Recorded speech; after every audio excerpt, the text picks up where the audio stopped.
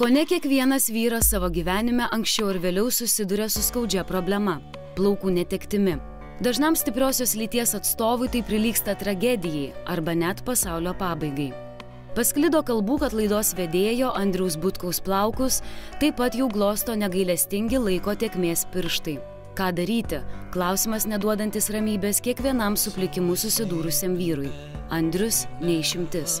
Jis supranta, kad jeigu sėdės rankas sudėjęs, po 3 metų atrodys šitaip, po 5 – taip, o po 8 – šitaip.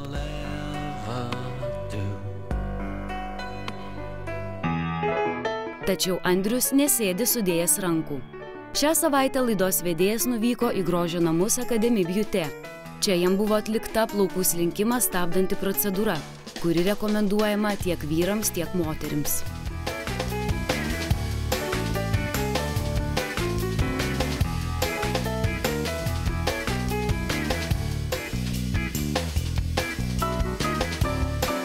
Su šia problema susiduria daugelis žmonių ir labai svarbu kreiptis laiku, nes labai svarbi yra prevencija.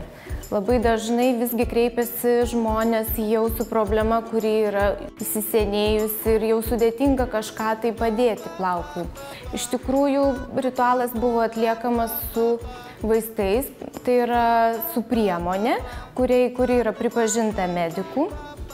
Ji yra tikrai labai aktyvi, ji padeda tiesiog organizmui stimuliuoti plauko šaknies maišelį, kad jam būtų lengviau maitinti plauką. Tam, kad plaukų slinkimui laiku būtų užkirstas kelias, profesionalai pataria profilaktiką pradėti nuo 20 metų. Ypač tiems žmonėms, kuriems gresia paveldimumas. Grožio specialistai šią procedūrą rekomenduoja atlikti salone, kur būtų nustatytas problemos rimtumas, parinktas gydymas ir atliktas efektyvus masažas. Andrius Butkus pasinaudojo ir kitų patarimų. Tam, kad priemonių poveikis būtų dar veiksmingesnis, įsigijo priemonę ir nuo šiol profilaktiškai galės savimi namuose pasirūpinti pats. Ačiū Dievui, neturėjau šitos problemos ir neturėjau. Tai buvo juokas, bet profilaktiškai labai sveika atlikti tokią procedūrą, tad brangieji drąsiai pirmin. Ir aš žinau, kam aš pasiūlysiu šitą procedūrą. Kurgi Valinsko telefonas? Aha. Labas, Arūnai, labas.